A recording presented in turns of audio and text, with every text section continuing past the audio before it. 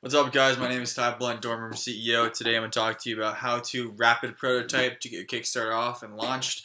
To prototype multiple or even just one hard good or hardware product as fast as you can so you can keep making them and make as much money as possible. That's the goal on Kickstarter, is to launch as many products as you can, see what works with the market.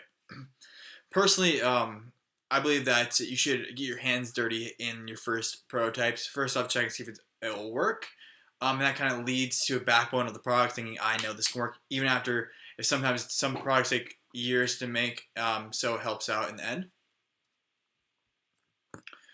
I'm going to put headphones on real fast so that can help out and don't hear the background noise. But yeah, so I'm not cutting that out either. But yeah, so the whole point is to rapid prototype and make as many units and to get the design down as best as you possibly can, as fast as you can. That's the whole thing about rapid prototyping, and it's hard though. It's hard, honestly. It's pretty hard. But I'll show you some of my first products and how I rapid prototyped those and my thought process of doing it and what you should do, when I learned from my first prototypes, my first invention, my first Kickstarter campaign, and how to rapid prototype the best as you possibly can. So let's get started.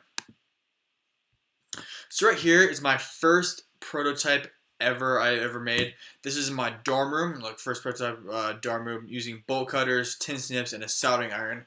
So it's very, very crude, as you can see. It doesn't even look like the end product in a way, but it gets the idea down. It makes it so I can see the product, I can feel it in my hands, and it works out, and it actually helped out in the end. But this is like my first investment, because people think people know you put like work into it, and it's super, super helpful. Second prototype here is a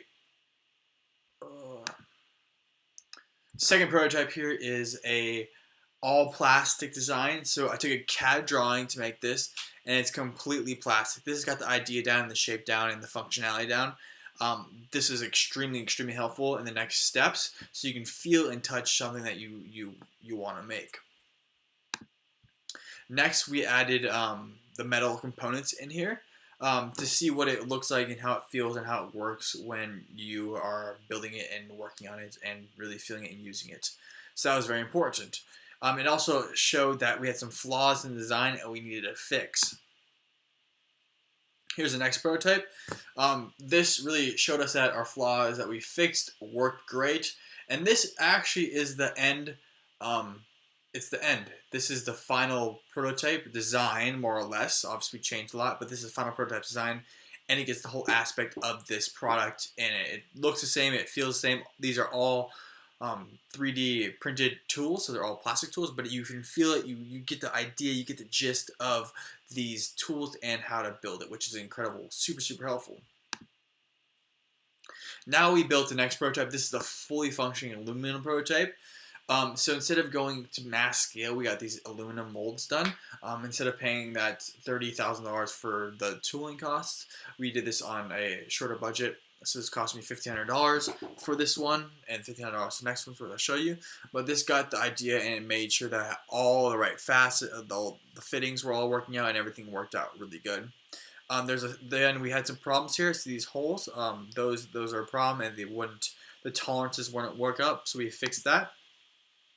Here it is again. See, there's no marks in this one.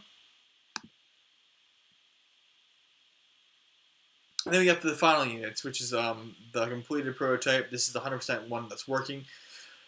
It looks the same, feels the same. It is amazing. It's exactly what we wanted. So we went on to design it. So this is the one we actually showed in our Kickstarter campaign. This exact same one. As you can see, here's some of the more pictures of it. Changed the color, changed the look, and really had it look amazing. Let's go. Oh. So yeah, that was some of the prototypes we had and how we wrap prototype. Again, it takes, you need to go from concept to full design to CAD design as fast as you can. So get the first product and prototype done with your own hands, as you can build it faster than anyone else can, because it's coming out of your own mind. And this gets the stages down and gets you ready for the next stage. A lot of people don't do this first step, and I think it's crucial to get it. So you have to do it. You really do have to do it to really make these products great. Well, I think my product's great, but you be the judge. That's what I do. That's what I did to make my first prototype and how to rapid prototype as quickly as possible. Sure, that took this product, the hardest product I've ever made in my entire life. It's taken years and years and years because there's so many tolerances. There's so many different things. We finally nailed it down. I believe in it, and it's amazing. Again, it took me 6 years to build this product.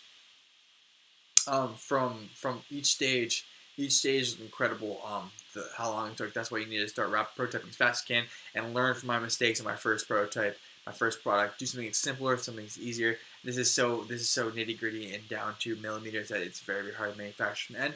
But we learned. So that's rapid prototyping for someone that actually has done it. This is Ty Blunt, Dormer CEO. Give me a like, give me a subscribe, give me a follow. I bring as much content as I can possible. It's the 10th day of the 100-day challenge. Catch you guys tomorrow.